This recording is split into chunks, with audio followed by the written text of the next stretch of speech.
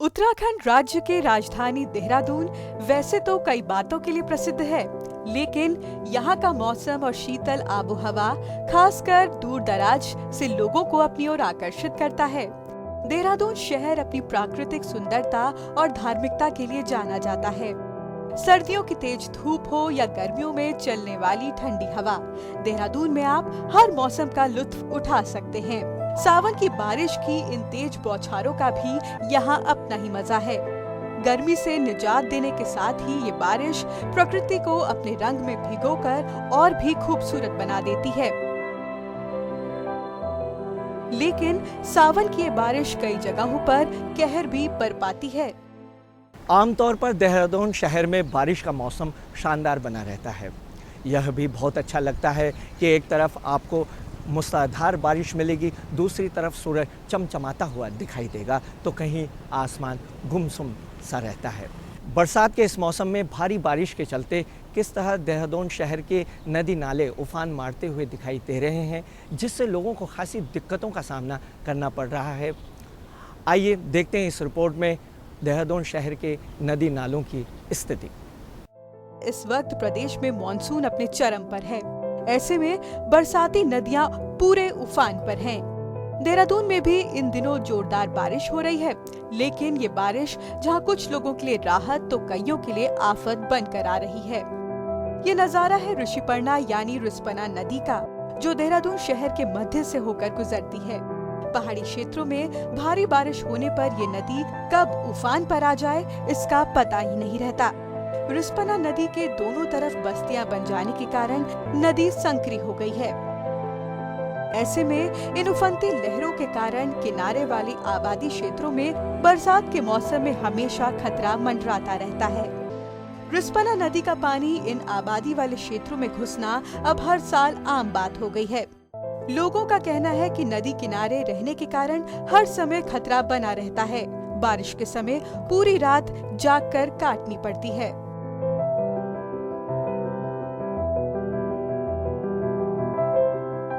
आगे देहरादून के डोईवाला विकासखंड के अंतर्गत दुदली की ओर बहती रिस्पना नदी यहाँ भी अपने तेज बहाव के साथ बहती दिखाई दे रही है। यहाँ नदी की धारा की गति तेज होने के कारण जगह जगह पर भूमि का कटाव देखने को मिलता है। हालांकि नदी किनारे रहने वालों की समस्या हर साल बढ़ती ही जा रही है। मिट्टी और गंदगी मिला ये पानी घरों की चौखट पार करता अक्सर बीमारियों को न्योता देता है। टिहरी, मसूरी आदि क्षेत्रों में भारी बरसात होने के कारण टॉन्स नदी का जलस्तर भी काफी बढ़ गया है। टॉन्स नदी की तेज बहाव का अंदाजा आप इसी बात से लगा सकते हैं कि नदी से सटा पुश्ता भी चंद घंटों की बारिश में ढह गया। पानी का स्तर बढ़ने से टॉन्स नदी से सटे पर्यटक स्थल गुच्चू पानी या रॉबर्ट्स केव में अब पर्यटकों की आवाजाही ना के बराबर है। ऐसे में स्थानीय लोगों को दो तरफी मार झेलनी पड़ रही है। एक तरफ तो मौसम का कहर और दूसरी तरफ पर्यटकों की घटती संख्या से रोजगार ठप हो जाना। अभी हम मौजूद हैं देहरादून शहर के पर्यटन स्थल गुच्चू पानी में। यहाँ पर टॉन्स नदी भारी बारिश के कारण पूरे वेग के साथ बह रही है। आइए बात करते हैं यहाँ के स्थानीय दुकानदारों से, स्थानीय लोगों से कि वे भारी बारिश के चलते नदी का जो ये प्रवाह बढ़ा है उससे उन्हें किस प्रकार की समस्या का सामना करना पड़ रहा है। बारिश का तो यह है कि जैसे ज़्यादा बारिश हो जाती है तो अंदर गुफा बंद हो जाती है, क्योंकि ज़्यादा पानी आता है मसूरी से, तो ऑलरेडी पहले ऊपर से ऑर्डर आ जाता है कि बंद करो, तो हम लोग उसको बंद कर देते हैं। दूसरी बात है पर्यटक कम आते हैं, बारिश होती है तो हम लोग, हमारे यहाँ पे धंधे हैं जो व्यावसायिक है, रेस्टोरेंट चलाते हैं हम लोग, तो इन लोगों हमें काफ़ी फ़र्क पड़ता है ये चीज़ें। वैसे ऑलरेडी 4 महीने कोरोना की वजह से हम बहुत परेशान हैं। उससे पहले इन्होंने 3 महीने पहले उसके लिए बंद करवाया था। जब यहाँ पे ट्रेनें चलेगी कह रहे थे, तो ट्रेनें के लिए वो पटरियाँ बिछ रही है इसलिए बंद करवाया था। तो 1 साल से हम लोगों का जो व्यवसाय है बिल्कुल ख़त्म हो चुका। हमारे पास अभी कुछ भी रोज़गार नहीं है इस टाइम पे। तो और बाढ़ आती है तो ये पुश्तों के लिए कि खतरा रहता है वर्करों के, किसी भी लेके टूरिस्ट के लिए कभी किसी की गाड़ी फंस जाती है या कुछ हो जाता है, तो उस चीज़ के लिए बहुत ज़्यादा परेशानी होती है। तो इस चीज़ का हम चाहते हैं कि थोड़ा सा ध्यान रखा जाए। यहाँ गुच्ची पानी घूमने आए थे तो सोचा था व्यवस्था अच्छी होगी, लेकिन दिक्कत आई है गाड़ी लाने में भी, पार करने में भी दिक्कत है। कई जगह लगता है जैसे पुश्ते टूटे हुए हैं, गाड़ी धंस ना जाए। अभी फ़ोटो लेने के लिए भी बच्चे जो लोग डर रहे हैं। अभी वो एक उधर वो जो पुश्ता है वो पूरा ही बह गया है सारा।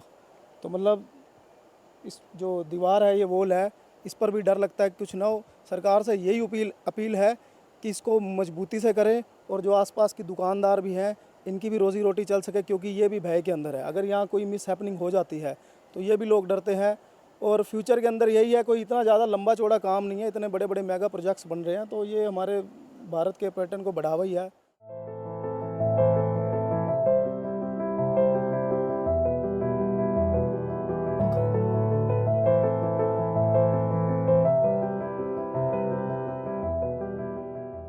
हर साल बरसात के समय में काफ़ी समस्या आती है, जैसे बाढ़ के आसार बन जाते हैं इस तरह से, और पुस्ता भी अभी गिर गया है। और काफ़ी दूर दूर से आने वाले जो पर्यटक घूमने के लिए आते हैं उनको आकर यहाँ पर इस तरह की समस्या का सामना करना पड़ता है।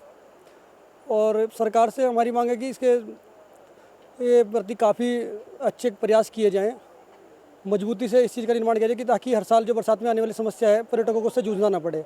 और इससे हमारे व्यापार पर भी काफ़ी प्रभाव पड़ता है, क्योंकि अभी कोरोना की वजह से भी काफ़ी समस्या हम लोगों ने झेली है। अभी थोड़ा सरकार की तरफ से रिलीफ मिला है, उसके बावजूद ये बाढ़ जैसी समस्या उत्पन्न हो गई यहाँ पे बारिश की वजह से। अभी भी हमें काफ़ी समस्या हो रही है रोजगार को लेकर के अपने, और पर्यटकों को भी काफ़ी समस्या का सामना करना पड़ रहा है। हम सरकार से ये मांग करेंगे जो भी निर्माण कार्य हो उसे अच्छी गुणवत्ता से, अच्छी तरह परिपक्वता के आधार पर इंजीनियरों के द्वारा निर्माण कार्य कराएं। हम लोग अभी गुच्चू पानी में हैं और आप लोग जैसे देखा होगा आप लोगों ने कि यहाँ पर काफ़ी बरसात के चलते काफ़ी नुकसान हुआ है। जो ये सेफ्टी वॉल्स थी पूरी तरह से नष्ट हो चुकी हैं, और ये हर साल का ऐसा ही मंजर रहता है। यहाँ पर बरसात के दिनों में कोई पुख्ता इंतज़ाम नहीं हो पाते, जो ये पुश्ते लगते हैं, ये सेफ्टी वॉल्स लगती हैं, लेकिन पानी का बहाव इतना रहता है जिसके चलते हर साल यहाँ पर पर्यटकों का जो आवाजाही रहता है उसको रोकना पड़ता है उनके सेफ्टी पॉइंट को देखते हुए। तो हम लोग चाहते हैं इसको एक मजबूत तरीके से, एक सही तरीके से इसका निर्माण हो यहाँ पर, जिससे कि जो ये पर्यटक स्थल पे जो लोगों की यहाँ पर रोजी रोटी चलती है वो प्रभावित ना हो। अब हम निकल चुके हैं गुच्चू पानी से टपकेश्वर की ओर, जहाँ पर तमसा नदी बह रही है। वहाँ पर हम देखेंगे कि किस तरह से तमसा नदी का जल स्तर कितना बढ़ा हुआ है।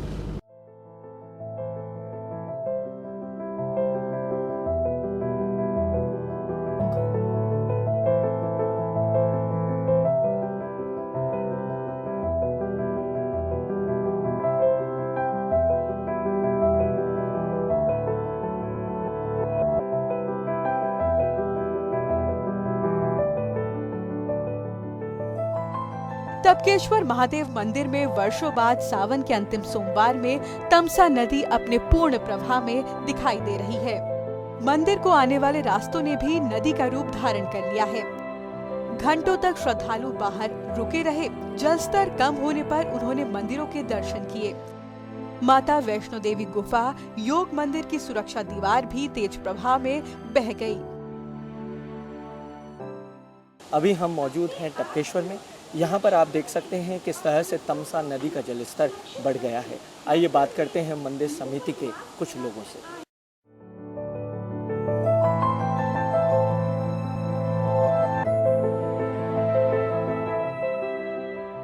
इस साल का काफ़ी मात्रा में जल आया, क्योंकि हम जहाँ बैठे हैं इसके नीचे से भी नदी जाती है, क्योंकि नदी का हिस्सा है, इसलिए हमने इसे ओपन रखा है। और काम भी मंदिर का ही मजबूती के साथ है, तो नीचे से नदी आराम से निकल जाती है। और रात्रि को नदी भी नीचे से निकली, और पीछे गुफा में भी पानी घूम गया था। तो भक्तों को तो हम सूचित करते रहते हैं। और यहाँ वैष्णो माता मंदिर का भी जो नीचे उन्होंने कुछ हिस्से में निर्माण कार्य किया था, कुछ यानी सुंदरता बनाई थी जाली लगा के, तो कच्चा काम होने से अब नदी ने उसे बहा दिया है। तो नदी के किनारे तो पहली बात तो मजबूत काम होना चाहिए, और नदी को अधिक से अधिक घेरना नहीं चाहिए। जितनी भी उत्तरांचल में नदियाँ हैं, और सरकार की भी गाइडलाइंस यही है कि नदी किनारे कोई ऐसे काम ना करे। उसके बाद हम लोग कहते हैं कि हमारा ये नुकसान हुआ, ये ठीक नहीं है। और टपकेश्वर का जो भी कार्य है तो आप लोग आके यहाँ देख सकते हैं। यहाँ तो लोहे की तरह, पोलाद की तरह जो भी कार्य किए हुए हैं, और नदी को ओपन रखा गया है, क्योंकि गुफा भी तो नदी में ही है, लेकिन नदी अब गुफा से नीचे हुई है, तो वो बात नहीं है। और भक्तों को भी हम लोग सूचित करते रहते हैं, और हमारे चारों से कैमरे भी लगे हुए, हमारी भी नज़र इस पर रहती है।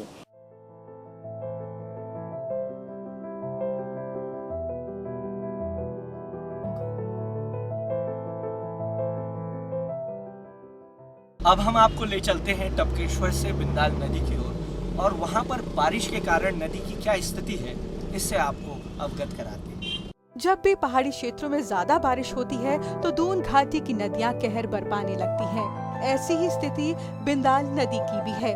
पहाड़ों में हुई बारिश से बिंदाल नदी में आए तेज बहाव के कारण नदी किनारे बनी कई झुग्गी झोपड़ियां क्षतिग्रस्त हो गई हैं। नदी किनारों पर बसी आबादी को न सिर्फ ये लहरें डर के साए में जीने को मजबूर करती हैं, बल्कि किसी बड़ी अनहोनी का भी इशारा करती हैं। लोगों का कहना है कि भले ही वो नदी के बहाव से खुद को किसी तरह दूर कर ले, लेकिन पानी कम होने पर गंदगी का अंबार उन्हें किसी न किसी बीमारी की ओर जरूर धकेल देता है। अभी हम बिंदाल नदी पर बने पुल पर हैं। आइए बात करते हैं यहाँ पर रह रहे लोगों से कि वह किस तरह से बरसात के कारण किन किन दिक्कतों का यहाँ पर सामना कर रहे हैं। बहुत पानी आया था तगड़ा, पूरा नदी में घर में पानी घुस गया था। बहुत तगड़ा पानी आया था, डेंगू आता, बीमारी होता है, घर में इतना पानी ढुकता, सबको भैंस घुस गया सारे के सारे। इसको सही करो, सब पूरे डेंगू से पूरे घर में बीमारी फैल गया। बहुत पानी आया। नदी के किनारे रहने वाले लोग को ज़्यादा परिश्रम करना पड़ता है, कठिन होती है। बाढ़ की पानी बहुत तेज़ से आती है, बारिश का पानी। इसलिए अब क्या कहें, सरकार हमारी बात को सुने कि सरकार गरीब को कुछ अनुदान दी जाए। इससे जैसे कि दूर दूर के गंदगी जो है यहाँ के इकट्ठा हो जाते हैं पुल के पास, इससे डेंगू बुखार का लक्षण ज़्यादा होने की संभावना रहती है। यहाँ नदी आ रखा था बहुत तेज़, घर में सबको पानी घुसता है, नुकसान होता है। यहाँ पे सरकार कुछ करवाता नहीं है आके, बस ऐसे ही वो आता है फिर चल जाता है देख के। इतना तगड़ा नदी आता है, पूरा घर में का सामान बह जाता है, घर टूट जाता है, फिर बना के फिर रहता है। बीते कुछ दिनों से हो रही बारिश से सोंग नदी भी उफान पर है। हर साल मॉनसून में भारी तबाही मचाने वाली सोंग नदी के बहाव को लेकर प्रशासन भी पैनी नजर बनाए हुए है।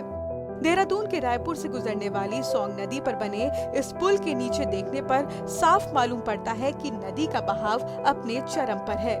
अपने रास्ते में आने वाली हर चीज को बहाने का दम रखने वाली सोंग नदी की इस धारा को दूर से देखने से ही मन सिहर उठता है।